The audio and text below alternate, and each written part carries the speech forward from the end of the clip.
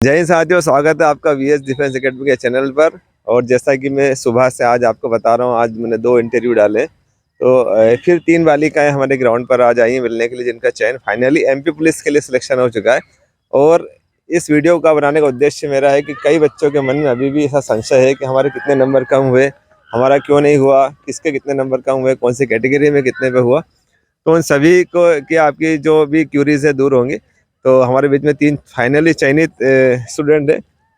एक एक से जानेंगे कि इन्होंने किस तरह से तैयारी की, कितने घंटे पढ़ाई की, कौन कौन से विषय को विशेष रूप से पढ़ा, कौन सी बुक्स से पढ़ा, और कैसे इनको इस मुकाम तक की सफलता इनको मिली है। तो मैं जानना चाहूँगा, सबसे पहले मेरे बीच है दुर्गा। दुर्गा, बताइए कि आपके कौन कितने नंबर है? Sir 85 number. 85 नंबर है। दुर्गा, आपकी कौन सी डेट में एग्ज़ाम था? 11 जनवरी सेकेंड शिफ्ट में। 11 जनवरी की सेकंड शिफ्ट में था आपका। और कैटेगरी कौन सी है आपके? ओबीसी। ओबीसी के अंदर आपके नंबर बहुत अच्छे हैं। अब बताइए, जो आपने एग्जाम दिए, जो रॉ मार्क्स कितने थे आपके? 79। 79 थे। 79 से कितने नंबर बढ़ गए आपके? 85.56 हो गए। 85.56। आप देख रहे हैं कि दुर्गा के नंबर उसमें बढ़े हैं और ओबीसी के अंदर इन्होंने इस सीट को हासिल किया है। कौन सी रैंक है आपकी? अनरिजर्व कैटेगरी में 140 रैंक है। अच्छा, रिजर्व अनरिजर्व में यानी कि 140वीं रैंक है। Very good. आपने जो है ओबीसी का होते हुए सामान्य की पोस्ट पे कब्जा किया है। दुर्गा, बताइए कि आप जो है कितने घंटे पढ़ाई करती थी और कौन कौन से विषय को आपने विशेष रूप से पढ़ा, जिससे कि आपके नंबर इतने अच्छे आए? सर मैं मतलब कि जब एग्जाम से 4-5 महीने पहले तो 8-8 घंटे पढ़ाई करना नॉर्मल है। पर उसके बाद मैं मैथ्स, रीजनिंग और साइंस, ये 3 सब्जेक्ट इनको बहुत अच्छे से पढ़ा। किसी भी एग्जाम को करने से पहले अपने को पहले सिलेबस का देखना पड़ता है कैसा क्या है। पहले सिलेबस के अकॉर्डिंग तैयारी करते हैं तो वो बहुत अच्छी हो जाती है। फिर उसके बाद जब एग्जाम जैसे जैसे पास आती है तो लगभग 12 से 13 घंटे पढ़ाई कर। 12-13 घंटे पढ़ाई की आपने। तो आप उज्जैन शहर में रहती हैं? उज्जैन शहर के बाहर कहाँ की हैं आप? मैं उज्जैन से तहसील है धनोरिया, तहसील है मेहतपुर और गांव धनोरिया से। धनौरिया से। आपने ग्रामीण परिक्षेत्र से आते हैं और वहाँ से रहकर आपने बहुत अच्छे नंबर अंक हासिल किए। और फिजिकल में क्या सफर रहा? फिजिकल में आपको कठिनाई आई कुछ या नहीं? कठिनाई थी मेरे गोले में, पर फिर सर आपके यहाँ पे आने से सोल्व हो गई सब। रनिंग बहुत आसान थी हाँ, आपके लिए ना? हाँ। और गोले में थोड़ी तकलीफ आ रही थी, लेकिन मैंने देखा बहुत जल्दी आपने गोले को भी कवर कर लिया था और बहुत अच्छे अंक लेके आए। क्या कहना चाहेंगे जो आने वाले बच्चे तैयारी करना चाह रहे हैं, और ऐसा सुनने में आ रहा है कि अब अगली एग्जाम में पहले फिजिकल होगा और फिजिकल के भी मार्क्स जुड़ेंगे, तो क्या बोलना चाहेंगे उसके विषय में आप? आने वाले बच्चों को मतलब कि फिजिकल और पढ़ाई दोनों पर ध्यान देना पड़ेगा, क्योंकि 50-50% है, इसलिए पढ़ाई और रनिंग सब दोनों को साथ साथ लेना पड़ेगा। चलिए, बहुत बहुत बधाई दुर्गा, आपको धन्यवाद। और अब इनका नंबर आपका क्या नाम है? अलका। अलका। अलका, बताएं आपके कितने नंबर है, रॉ मार्क्स कितने? सर रो मार्क्स आ जाओ 66 आगे थे साइड में। और अभी नॉर्मलाइजेशन के बाद 67 पॉइंट करके कुछ है। अच्छा, मतलब आपके 66 थे और कुछ नंबर एक आध नंबर बढ़े हैं आपके। फाइनली आपका सिलेक्शन हो गया है।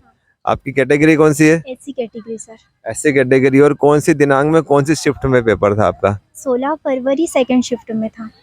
16 फरवरी सेकंड शिफ्ट में था। और जैसा कि मैं बताना चाह रहा हूँ, कई बच्चे मुझे फ़ोन लगा के दिन भर से फ़ोन लगा रहे हैं कि सर आपके यहाँ के बच्चों के किसके कितने नंबर थे, कितने नंबर बढ़े।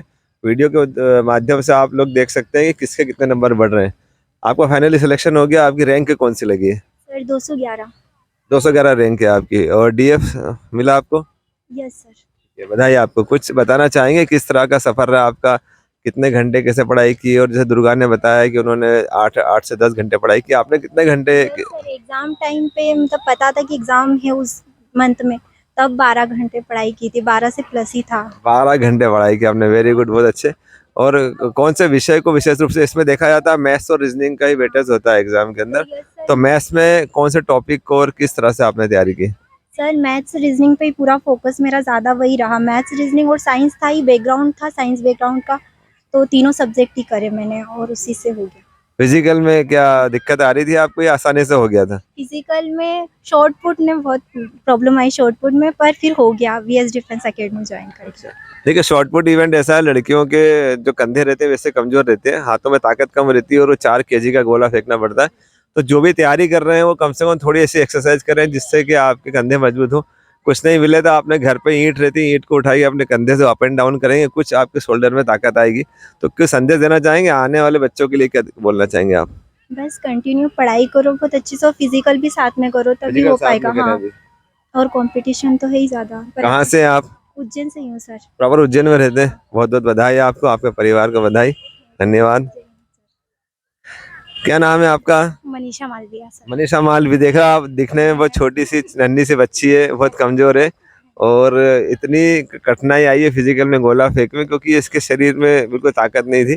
तो मनीषा, क्या बताना चाहोगी कि किस तरह आपने तैयारी की और सफलता में किस किस का क्या योगदान रहा आपकी? यही कहूँगी सर के लिए कि खाली हाथ आए थे और खुशियों से हमारी झोली भर दी है सर ने। और सर का बहुत बड़ा योगदान रहा है। मैं मतलब आई थी तब एक राउंड भी नहीं लगा पाती थी ढंग से, फिर आई, फिर मतलब 2 राउंड, 4 राउंड, 10 राउंड, 10-10 मिनट के फेज ने तो मतलब ऐसा कर दिया, और अब तो मतलब ऐसा लग रहा है बहुत स्ट्रांग हो गई हूँ। हाँ। मतलब पहले ग्राउंड का कुछ भी नॉलेज नहीं था, पढ़ाई ठीक है, अब पहले ऐसा लगता था पढ़ाई टफ है, लेकिन जब ग्राउंड आई तो लगा कि बाप रे, ग्राउंड से टफ तो कुछ है ही नहीं। जब हाँ। मनीषा ने आपको बताया कि ग्राउंड टफ है, पढ़ाई भी टफ है, इतनी पढ़ाई टफ है उतना ग्राउंड भी टफ है, क्योंकि पढ़ने वाले बच्चों के लिए ग्राउंड टफ होता है, जो नहीं पढ़ते हैं, फिजिकली एक्टिविटी करते रहते हैं, उनके लिए पढ़ाई टफ होती है। तो अब आने वाली एग्जाम में ये पता पड़ रहा है, सुनने में आ रहा है कि अब अगली एग्जाम में फिजिकल के भी मार्क्स 50% रहेंगे।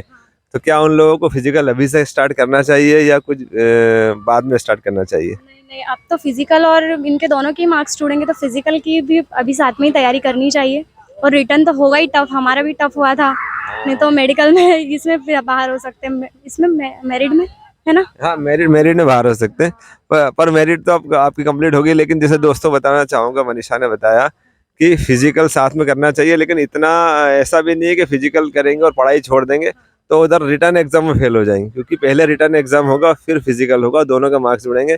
तो पेपर ऐसा नहीं है कि जो 2021-22 में जो पेपर हुआ उससे इजी पेपर होगा, पेपर तो वैसे ही होगा, वही लेवल रहेगा, बस फिजिकल के नंबर और उसमें जुड़ने लगेंगे, एवरेज बच्चे सिलेक्ट होंगे। और मनीषा बताइए कि आप पे कितने नंबर है और कितने नंबर बढ़े हैं? मेरे 64 नंबर थे जब मैंने एग्ज़ाम दी थी, और अभी मतलब रिजल्ट में मेरे 67.98 नंबर हो गए मेरे अच्छा, फाइनल में, और मेरी रैंक 193 है। 3.98 इनके नंबर बढ़े हैं, और 198 193 इनकी रैंक बनी है। तो देखिए, नंबर इनके भी बढ़े हैं, उसके बाद सिलेक्शन हुआ, नॉर्मलाइजेशन में नंबर बढ़ रहे हैं, घट रहे हैं, कई लोगों के कम होने की वजह से बाहर हो गए, कई लोगों के नंबर बढ़े हैं। आपके एग्जाम की डेट कौन सी थी और शिफ्ट कौन सी थी? मेरी 3 फरवरी सेकंड शिफ्ट में एग्ज़ाम हुई थी। हाँ। चलिए मनीषा, आपको बहुत बहुत बधाई। और कुछ है आपके मन में कहने के लिए इस ग्राउंड के लिए?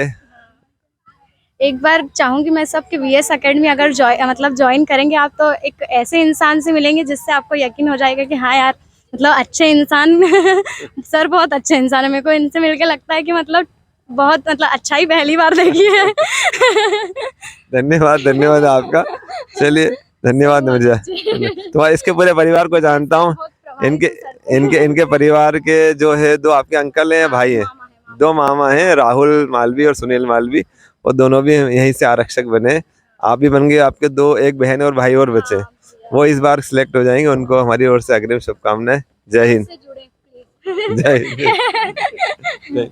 आइए आदर्श, एक और हमारे बीच कैंडिडेट है आदर्श पटेल, जो वैसे हैं गुजरात से, आप है ना, रीवा से हैं आदर्श पटेल, और यहाँ पर उज्जैन पॉलिटेक्निक की इंजीनियरिंग कॉलेज में पढ़ाई कर रहे हैं।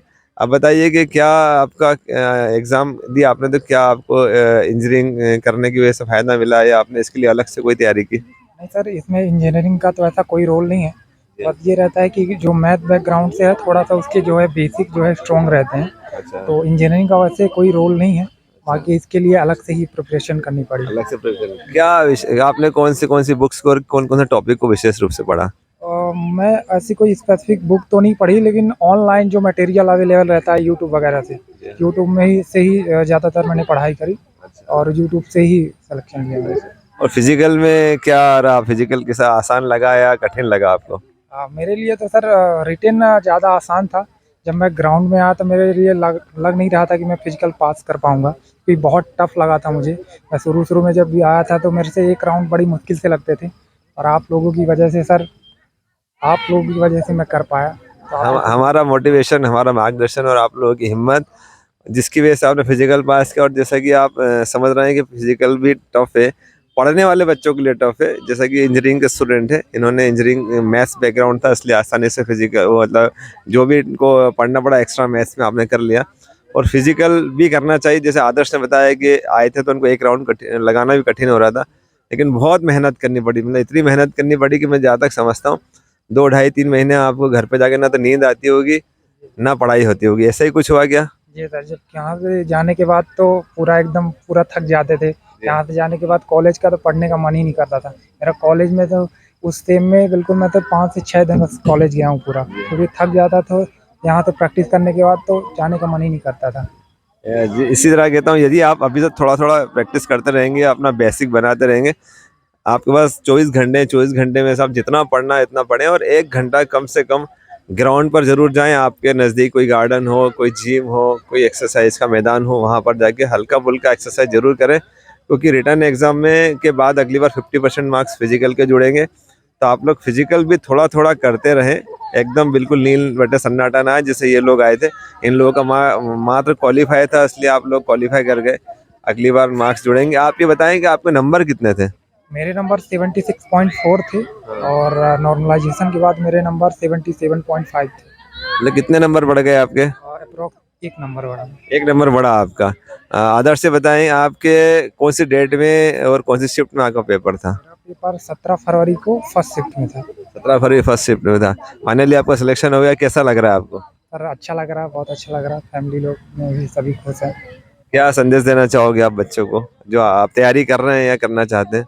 उनके लिए सर यही है कि इस बार की जो वैकेंसी आने वाली है, तो जैसे कि 50-50% का है, तो उनके लिए यही है कि थोड़ा बहुत रनिंग क्या है अभी से स्टार्ट कर दें। बहुत नहीं, लेकिन थोड़ा बहुत कर दें, क्योंकि पेपर निकालने के बाद फिर इतना टफ नहीं लगेगा। लेकिन अगर आप ये करेंगे कि अभी पेपर की तैयारी करेंगे, फिर बाद में फिजिकल की अगर तैयारी करते हैं तो उसके लिए बहुत टफ पड़ता है। तो थोड़ा बहुत अभी से रनिंग वगैरह करते रहें तो सरल रहेगा। धन्यवाद आदर्श। जैसे आदर्श ने बताया आपको कि थोड़ी थोड़ी तैयारी करते रहे, और इंजीनियरिंग के स्टूडेंट है और इन्होंने एग्ज़ाम को पास किया है, वो एक गवर्नमेंट जॉब इनकी लग चुकी है, बस मेडिकल बचा है। मेडिकल के बहुत साधारण मेडिकल है, आपका हाइट टेस्ट होगा, बीपी चेक होगा, आपका आई टेस्ट होगा 6x6 का, नॉक नी फ्लैट फुट होगा। इसके ऊपर भी एक वीडियो बना के बताऊंगा किस तरह से क्या होगा। मिलते हैं नेक्स्ट वीडियो में। जय हिंद, जय भारत।